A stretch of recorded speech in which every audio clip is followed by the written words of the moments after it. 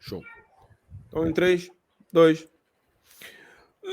Bom dia, muito boa tarde, muito boa noite, senhoras telespectadores. Sejam muito bem-vindos ao Pistola United, seu canal favorito das coisas do mundo da pelota. Em primeiro lugar, uma breve explicação aqui aos nossos telespectadores. Desculpa a ausência, a gente na última semana não postou muita coisa. Coisas que acontecem na vida, ficou todo mundo doente. Gabriel ficou doente, eu fiquei doente, o André ficou doente, a gente não conseguiu conciliar os tempos, e aí acabou que a gente não conseguiu fazer. Mas agora estamos de volta. Uma semana com pedra no rim. Oh. Não dessa idade, amigo. E da idade chega. Porra. Foda. E, enfim. Mas agora, tudo de volta ao normal. E vamos começar aqui, essa mesa quadrada aqui, para a gente fazer uma análise pré-convocação do Diniz. Daqui a pouquinho, a gente está gravando aqui horas antes da convocação. O Diniz faz sua primeira convocação, que é para a primeira rodada das eliminatórias para a Copa, as eliminatórias sul-americanas da Copa do Mundo. Para os 2 primeiros jogos, eu não me lembro contra quem são, mas para os 2 primeiros jogos do Brasil. Aqui. E é uma convocação cercada de pontos de interrogação, né? Todo esse processo com relação ao novo treinador da seleção brasileira, ele foi conduzido de uma forma muito esquisita. A gente falou sobre isso bastante aqui no canal. Essa coisa de ficar esperando o Ancelotti, depois decidir esperar o Ancelotti até junho do ano que vem, e aí botar um técnico interino, e esse técnico interino é um cara que tem um outro emprego, ele vai manter as duas coisas, vai ser treinador de um clube e treinador da seleção. É toda uma insanidade de uma CBF claramente perdida, de um presidente de CBF que claramente não sabe o que está fazendo. A gente vai falar um pouco também. Achei aqui, ó, o primeiro jogo vai ser Brasil e Bolívia, no Brasil, na ordem mesmo, Brasil e Bolívia, eu não sei aonde, não diz, mas é dia 9 de setembro. 9 de setembro, Brasil e Bolívia. No Mangueirão, lá no Mangueirão, no Pará, né? No Pará, no estádio do Paysandu. Exatamente. E o segundo vai ser dia 13/9, no Peru e Brasil. Dia 13/9. Então, o Brasil tem aí os primeiros jogos, vai ter a convocação do Diniz. Vamos falar um pouco mais da CBF. A gente vai fazer um vídeo sobre o final da Copa do Brasil, tem bastante coisa para falar. Então não vou perder muito tempo falando da CBF aqui. Mas acho que está todo mundo muito curioso, né? Todo mundo se perguntando muito como é que vai ser essa convocação do Diniz. O Diniz, enquanto técnico, ele está ocupando esse cargo de uma forma inédita, sob vários aspectos. É o primeiro técnico interino da história da seleção brasileira. É o primeiro técnico da história da seleção brasileira a acumular 2 cargos, o de técnico de um clube e de técnico da seleção brasileira. É a primeira vez em muito tempo. Acho que isso aí aconteceu acho que na época do Tele, se não sei lá, dos anos 80, uma coisa assim. Tempo, 30 anos. E é a primeira vez que a gente tem um técnico. É a primeira vez não, mas é a primeira vez em muito tempo que a gente tem um técnico mais novo. O Diniz tem 44 anos. Né? Eu acho que o último técnico novo que a gente teve assim na seleção foi o Dunga, e eu não me lembro quantos anos ele tinha. Eu acho que ele era mais velho do que o Diniz agora. Mais velho, talvez, Eu acho. Mas enfim, não vem ao caso. Mas então, antes, né? Já pega o Zagallo, Parreira, já exatamente. Filipão, Leão, Lucha, que eram sempre treinadores já com quase 60 anos, com a carreira feita. Sim. Né? Então, é uma convocação cercada de muitos pontos de interrogação, né? E acima disso tudo, acho que está todo mundo se perguntando é que há uma expectativa para a gente ver muitos jogadores que atuam no Brasil, né, sendo convocados. Isso é uma curiosidade, né? Dessa novidade, pelo menos para a nossa geração, pelo menos, né? Geração de final de. Eu nunca vi, por exemplo, isso. Do técnico acumular a seleção e o time. Horas antes da convocação, ele estava dando treino no Fluminense. Pois é. Curioso, cara. Pois é. O Diniz foi perguntado muitas vezes ao longo desse mês e meio, que passou desde que ele foi anunciado, sobre como é que ele ia fazer. E ele sempre dá uma resposta que parece muito óbvia, né? Não, a CBF tem uma equipe, a gente se reúne semanalmente por Zoom ou pelo que seja, e a gente conversa, e eu passo as minhas ideias, depois a minha equipe executa, e o meu dia a dia é aqui no Fluminense. Mas eu não sei se é tão fácil assim, amigo. Eu não sei se facilita, porque pelo que eu lembro da coletiva me fugiu o nome, do Bittencourt, esqueci o primeiro nome, Maurício? O presidente do Fluminense. Maurício Bittencourt. Maurício, né? A coletiva dele, que ele fala que alguns assim, vários membros da comissão técnica do Fluminense são também da seleção, da comissão dele da CBF, é? Então, enfim, só curiosidade também, né? Porque eu não sei como é que isso é bom pro Fluminense ou ajuda ou atrapalha, né? A merda já tá feita. É isso aí que a gente tem. Agora é ver, né? Não tem o que fazer. E conforme a gente conversou um pouco quando o Diniz foi anunciado, para mim é muito claro que se chegar em junho do ano que vem e por qualquer razão que seja o Ancelotti não vier, o Diniz é o técnico da seleção da próxima Copa. Sempre lembrando, né, que até agora o Ancelotti, pelo que eu saiba, segue negando. Não ouvi nada. Não ouvi segue nada. Negando. Para mim, a possibilidade de chegar junho do ano que vem e o Ancelotti falar não ainda é muito grande. Eu acho que é muito grande. Ainda mais se o Diniz fizer um bom trabalho, que eu não acho tão difícil assim ele fazer. Não, também não. As ideias dele são interessantes, pro mal ou pro bem, né? E os jogadores, pelo menos em janeiro, quando ventilou-se o nome dele não para ser interino, né? Mas para ser técnico, gostaram muito da ideia. O nome dele teria sido indicado até pelo grupo de jogadores. Agora, assim, que jogadores, né? Porque eu acho que não tem time, né? O grande ponto de interrogação do Diniz, eu acho que tem duas coisas que envolvem e cercam o Diniz de interrogações. A primeira delas é o fato de ele ser um técnico ainda muito novo. O Fluminense é apenas o terceiro clube da carreira dele. Perdão, quarto. É apenas o quarto clube da carreira dele. Ele começou no Audax. Audax de São Paulo, né? Ele foi vice. Audax de São Paulo. Foi vice do Campeonato Paulista, depois ele vai para São Paulo.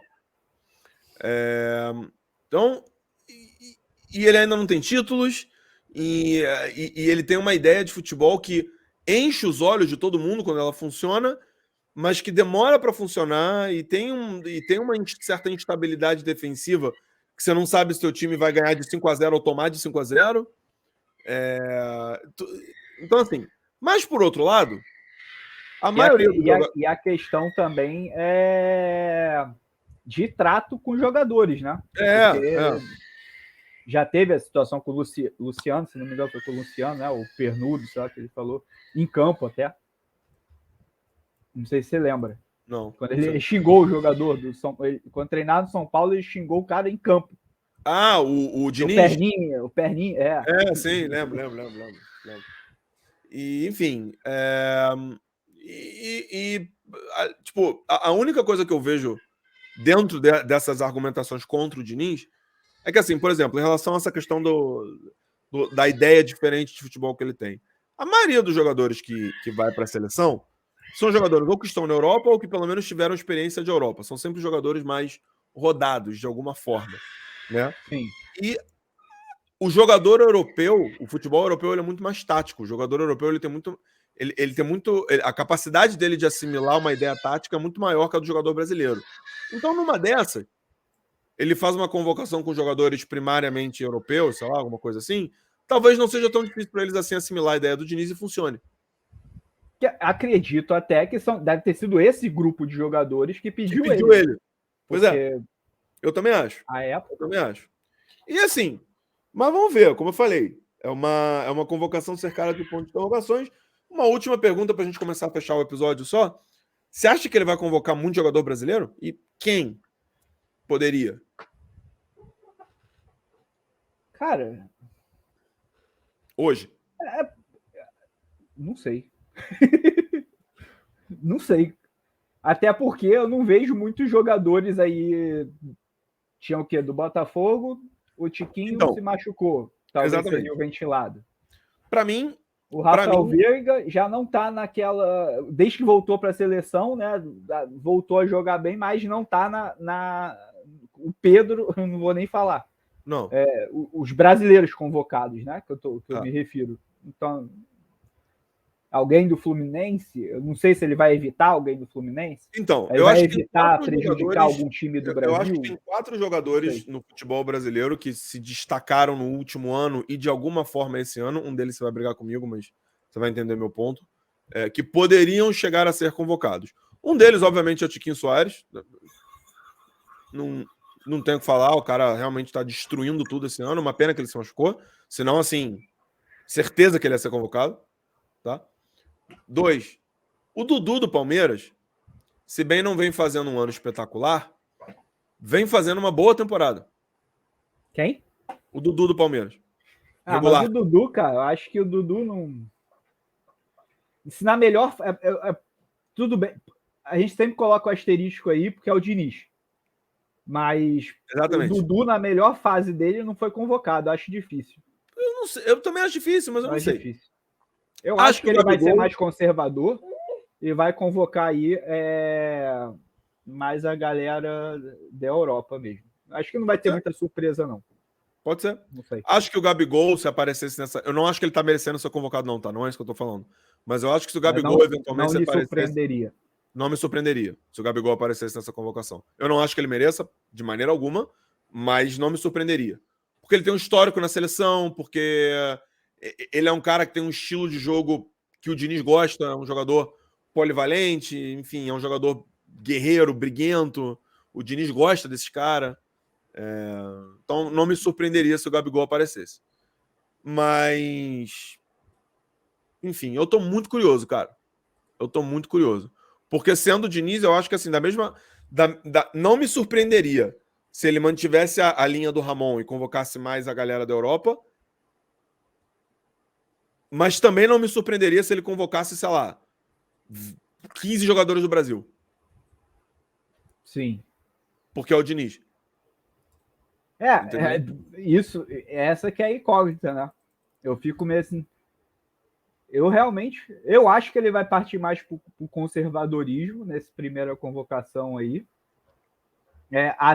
Talvez até um pouco, porque que é sempre bom lembrar, independente dele ser maluco e tal, mais, digamos assim, uma figura mais independente, né? Talvez meio não se põe rédeas nele, assim, podemos dizer assim.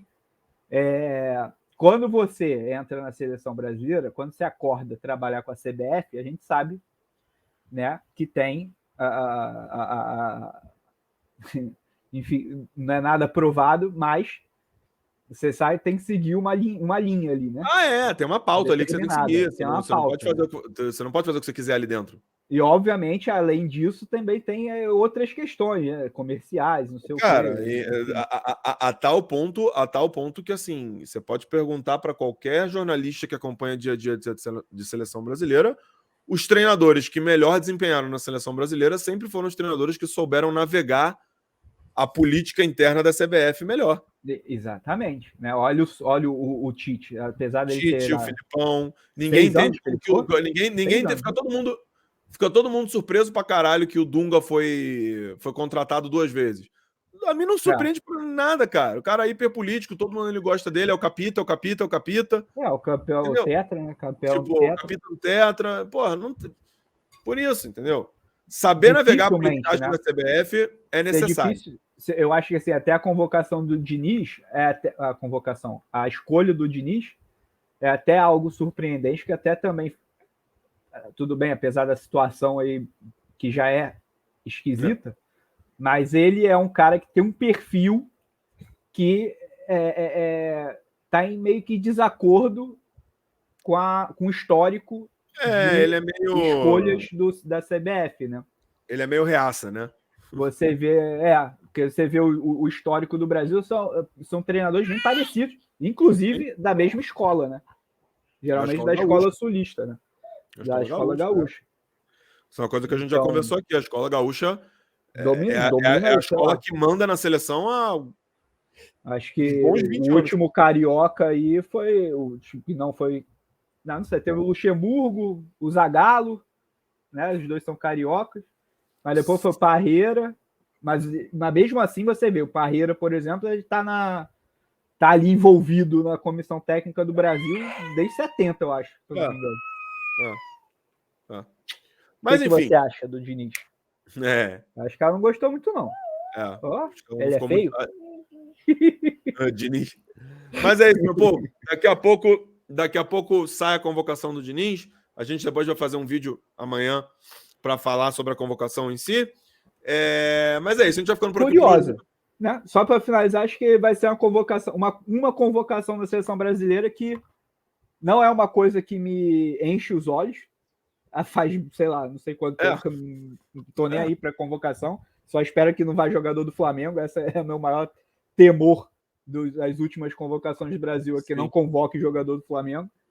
Mas essa eu tô curioso para saber. Eu também tô. Vai ser, né? Eu também tô. Então vamos ver o que vai acontecer. Deixa aqui nos comentários o que você acha, quem você acha que vai ser convocado, quem você acha que não vai ser convocado.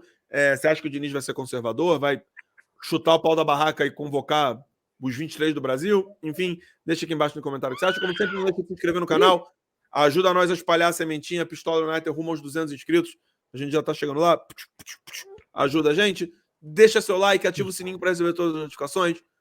Eu sou o Gusmão, ele é o Gabriel, nós somos o Pistola United. Muito obrigado pela audiência de todo mundo. Nos vemos no próximo vídeo e ou live. Boa semana, bom futebol para todo mundo. Falou e tchau. Tchau.